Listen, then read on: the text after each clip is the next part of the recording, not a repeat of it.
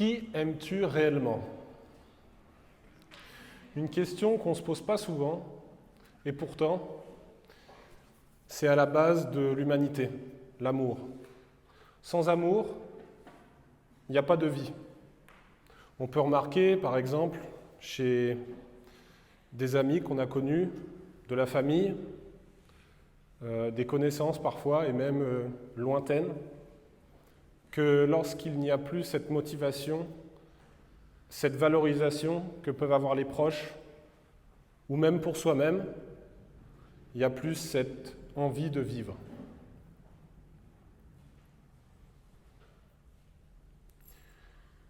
Moi, je sais que j'ai vécu ça avec ma maman pendant des années, quand j'étais un peu plus jeune, j'avais une dizaine d'années à peu près, où plusieurs fois, elle a tenté de mettre fin à ses jours. C'est quelque chose de très difficile à vivre quand on est jeune et quelque chose qu'on a du mal, quand on est enfant, à pouvoir comprendre et visualiser. Et en grandissant, quand j'ai rencontré le Seigneur, j'ai compris que le problème, c'est l'amour. C'est l'amour qu'on donne pour soi, pour les autres, et qu'on nous rend. Alors quelques chiffres en Suisse, je ne vais pas vous donner en France, parce que j'habite en France. En 2015, la Suisse a compté 1071 suicides, soit environ 40 personnes de plus qu'en 2014. Le suicide est la première cause de mortalité chez les jeunes Suisses de 15 à 29 ans. En 2014, la Suisse a compté 1029 suicides et le taux de suicide est d'environ 13 suicides par mort pour 100 000 habitants. Et selon l'OMS, et c'est ça qui, moi, m'a beaucoup surpris, lorsque le taux de mortalité s'élève à plus de 10 pour 100 000 habitants, il s'agit d'une épidémie. Donc à 13, pour la Suisse, on est dans une épidémie qu'on appelle de suicide. Donc c'est un problème majeur. C'est un problème majeur dans ce pays, c'est un problème majeur dans nos sociétés européennes. C'est moins un problème dans des sociétés qu'on va dire qui ne sont pas occidentalisées. Et en plus, maintenant, on a le Covid. Donc là, merci Seigneur, comme disait Léo, on a pu chanter, et c'est vraiment une grâce, parce que c'est une puissance, comme il le dit, avec la prière, et il y a quand même une troisième puissance, c'est la parole de Dieu. Donc on pourra faire le bilan de cette crise par rapport aussi au nombre de suicides que les spécialistes pensent qu'ils vont augmenter, ce qui paraît logique, parce qu'on coupe les relations entre les uns et les autres physiques, ce qui est aussi importante. Bien sûr, voilà, les réseaux, tout ça, ça nous permet d'être ensemble et de pouvoir s'appeler, se parler, et c'est important, mais se voir en vrai, et je pense qu'on est tous d'accord avec ça, c'est quelque chose de fondamental. On voit que dans nos sociétés aussi, à chaque fois qu'il y a un déficit, le marché propose des solutions aux besoins. Et comme il y a un besoin d'amour dans nos sociétés, eh bien, le marché offre des solutions alternatives à ce que Dieu propose. Ça peut être des sites de rencontres, on le voit. Il y a beaucoup de jeunes, même de moins jeunes, qui s'inscrivent de plus en plus sur des sites de rencontres pour pouvoir rencontrer l'amour, pour pouvoir rencontrer quelqu'un qui va partager leur vie. Et puis aussi, là, c'est un deuxième marché pour les personnes justement qui veulent mettre fin à leur jour, ou en tout cas qui sont dans cette dynamique de dépression, où là, les médecins et les laboratoires pharmaceutiques proposent des médicaments, des psychotropes, etc., qui permettent de faire croire à la personne que ça va à peu près et qu'elle sourit, qu'elle est bien. Moi, je le sais parce que ma mère l'a vécu. Je la voyais quand elle ne prenait pas et quand elle les prenait. Quand elle les prenait, elle fonctionnait à peu près, mais on sentait qu'il y avait un problème. Mais elle fonctionnait. Et comme j'ai expliqué au début, tout ceci, tous ces problèmes, que ce soit le suicide, que ce soit les gens qui veulent tout le temps être en contact les uns avec les autres, c'est un besoin toujours d'amour. Parce que quand il n'y a pas cet amour-là, malheureusement, les gens sont malheureux et peuvent aller jusqu'à cet extrême. Heureusement, c'est pas récurrent, mais ça arrive beaucoup dans nos sociétés, c'est pour ça que j'en parle aujourd'hui. Et maintenant, je vais parler de choses un peu plus positives, qu'on peut remarquer aussi tous ensemble, c'est que quand on a une personne qui est entourée, qui est valorisée, que ce soit dans sa famille, avec ses amis, à l'école, au travail, elle est généralement épanouie, même s'il peut avoir d'autres problèmes, et elle réussit ou elle peut réussir à se sublimer dans les moments difficiles. Mais quand il n'y a pas ça, c'est généralement l'effondrement. C'est pour ça que c'est important, et on le voit que ça commence à avancer un peu plus dans nos sociétés, ça existait moins il y a 50 ans, de valoriser, et ça fait un peu, j'ai envie de dire, un peu neuneux, mais s'il n'y a pas d'amour, on ne peut pas fonctionner. Et je pense le plus important pour nous qui peuvent être bien dans notre vie, alors quand on n'est pas bien, c'est plutôt les autres qui doivent nous remplir d'amour, mais quand on est bien, c'est de pouvoir partager cet amour autour de nous, que ce soit à nos proches, à notre famille, par des mots, par des gestes, par de l'affection. Ça peut être un câlin, ça peut être une parole gentille, c'est tellement important. Mais souvent, ça peut être considéré comme une marque de faiblesse. Mais ne nous laissons pas influencer par ces personnes qui pensent que la puissance et la force, c'est de ne pas montrer ses sentiments. Moi, je pense que c'est plutôt le contraire. C'est de pouvoir poser des mots sur des sentiments et d'être finalement authentique. Qui aimes-tu réellement? Toi ou l'autre? Toi ou les autres? Je vais raconter une histoire qui m'a beaucoup touché. C'est l'histoire d'un homme très pauvre qui, en rentrant chez lui, trouve sa femme parce qu'elle a une belle chevelure et elle lui demande de lui acheter un peigne. On sait, n'est-ce pas, mesdames, que c'est important d'avoir les outils pour pouvoir avoir une belle coiffure, sinon c'est rapidement un peu la cata. Et cet homme lui dit, écoute, je viens de casser mon bracelet de montre et du coup je dois le faire réparer et j'ai pas d'argent pour ton peigne.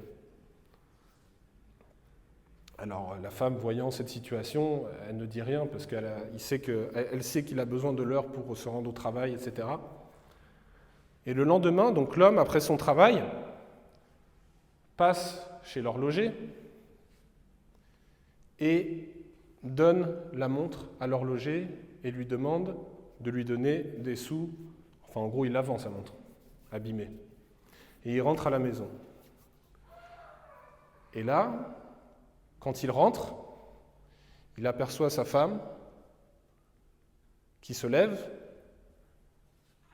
Elle n'a plus de cheveux. Elle se retourne, elle dit « J'ai vendu mes cheveux au marché et j'ai pu acheter un bracelet. » Et donc l'homme est là, avec ce peigne qu'il tend pour sa femme, et sa femme est là, avec le bracelet qu'attend à son mari. Et là, il se regarde et il pleure. Non pas parce que leurs actes étaient inutiles, mais parce qu'ils ont pu constater l'amour réciproque qu'ils pouvaient avoir entre eux. L'amour jusqu'à l'engagement. Concept d'un autre âge pour certains. Jusqu'à présent, je vous ai posé la question suivante. Qui aimes-tu réellement? Maintenant, la deuxième et dernière question que j'aimerais vous poser, es-tu, toi, réellement aimé? J'entends par le terme réellement, non pas un amour très fort ou très puissant, mais un amour inconditionnel. C'est-à-dire, c'est logique, sans condition. Moi, je suis né dans une famille où, alors à part pour mes grands-mères, il faut le dire, qui nous trouvent toujours beaux, formidables, intelligents, enfin voilà, j'ai pas trouvé chez mes parents, chez ceux qui m'entouraient, mon frère, etc., un amour inconditionnel. J'ai trouvé un amour conditionnel. Alors je ne sais pas si vous c'est pareil, mais c'est-à-dire que si je ne répondais pas à leurs exigences, je ne méritais pas leur amour. Alors ça se traduit comment? Quand on est enfant, ça se traduit de différentes manières, mais en tout cas pour moi ça a été à l'école. Mon frère, lui, travaillait très bien, il avait des bonnes notes, il n'y avait jamais de problème, il faisait ce qu'on lui disait, il répondait aux attentes, alors on l'entourait, on le valorisait. Moi, je ne travaillais pas très bien à l'école, j'étais toujours un peu foufou, j'écoutais pas toujours, je courais partout, etc. Et ça ne plaisait pas et on me dévalorisait souvent, on me disait voilà, que je ne ferais rien, etc. Et ça m'a beaucoup affecté pendant mes années d'adolescence. Mais en même temps, j'ai pu, par l'intermédiaire d'un ami à moi, qui était mon meilleur ami de l'époque, il s'appelle Honoré, dans mon lycée. Et qu'est-ce qui s'est passé pour faire très court, parce que c'est très long, donc j'essaie de faire très court. En gros, moi j'ai toujours lu beaucoup et regardé plein de vidéos, tout ça pour m'instruire, pour me remplir, entre guillemets. Et un jour, j'ai eu envie, parce que ma prof me l'a dit, j'étais dans un bac littéraire, de lire la Bible. Elle me dit, oui, lis la Bible, tu vas voir, c'est intéressant, tu vas mieux comprendre les philosophes. J'étais dans un lycée privé catholique. Donc c'est pour ça qu'elle a dit ça, hein. C'est pas dans un établissement laïque, ça n'arriverait pas. Du coup, il me voit, il m'a jamais parlé de sa religion, hein, et il me dit, tu lis la Bible, toi? Je lui dis, oui, pourquoi? C'est intéressant, tout ça. Et il me voit par quoi je commence, je suis là à lire Genèse, Exode, et ma prof et puis lui me disent, mais lis les évangiles. Je dis, non, je commence par le début, et puis après je continue. Voilà, j'étais têtu. Je le suis toujours, malheureusement, mais voilà. Et je vais faire court, mais j'ai rencontré le Seigneur à travers ça. J'ai été à des études bibliques, non parce que, en tout cas, je pensais, parce que j'avais un vide en moi, mais parce que je voulais remplir ma tête, en fait, pour apprendre des choses. Et en voulant remplir ma tête, j'ai rempli mon cœur. À travers ce pasteur qui m'a beaucoup écouté, qui a pris beaucoup de temps pour moi, et les études que j'ai pu faire, l'amour de Dieu que j'ai découvert, ça m'a transformé. Et j'ai une excellente nouvelle pour toi. Peu importe ta situation actuelle, ta vie, tes erreurs, si tu travailles ou bien ou pas à l'école,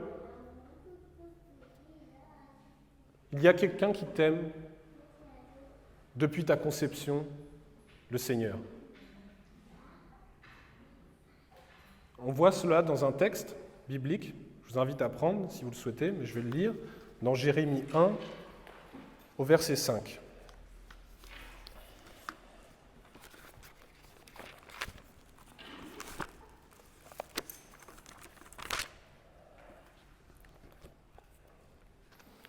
Avant que je t'eusse formé dans le ventre de ta mère, je te connaissais. Et avant que tu fusses sorti de son sein, je t'avais consacré. Texte qu'on peut connaître ou pas, mais texte, moi, qui m'a profondément touché parce que, je sais pas, je trouve ça incroyable. C'est-à-dire, comme des parents qui souhaitent avoir un enfant et qui, pendant des années, l'enfant n'est même pas là, mais il l'aime déjà. Et Dieu, c'est pareil pour nous. Avant même qu'on soit là, il a un plan pour nous, il nous aime et il veut qu'on soit rempli de son amour, qu'on se sente valorisé, qu'on se sente aimé. Et que finalement, on puisse être des porteurs de lumière et être heureux dans notre vie.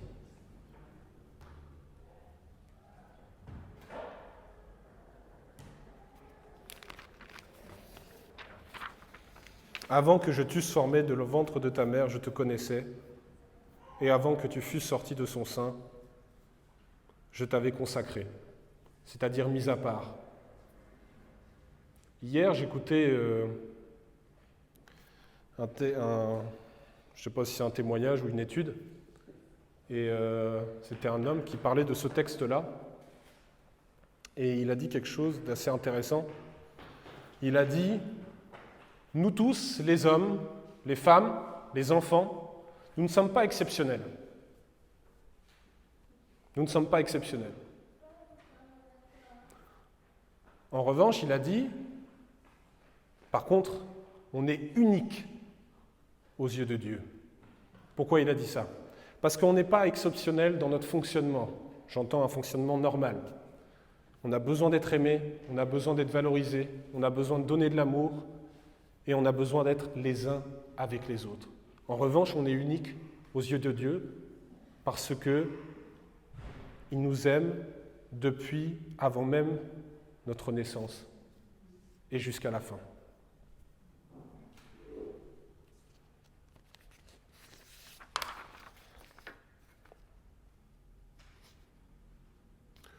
On ne voit pas Dieu, ou presque jamais. Je ne sais pas vous, personnellement, je ne l'ai jamais vu. J'entends voir par se tenir devant moi. En revanche, j'ai vu les effets qu'il a fait dans ma vie. Dieu, je ne sais pas si vous connaissez cette métaphore, comme le Saint-Esprit, il est comme le vent. Le vent, il souffle, il frappe, mais on ne le voit pas. En revanche, on voit les effets qu'il donne. Eh bien, avec Dieu, mes amis, c'est un peu pareil. On ne le voit pas forcément, mais on voit les effets de son amour sur nous et sur les autres.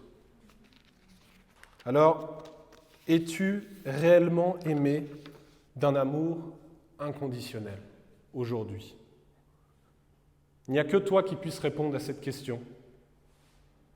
En tout cas, moi, je sais que je l'ai cherché et je l'ai trouvé. Et j'ai une bonne nouvelle pour toi. Aujourd'hui, tu sais que tu as la possibilité de mettre Dieu au défi de te remplir de son amour. Amen.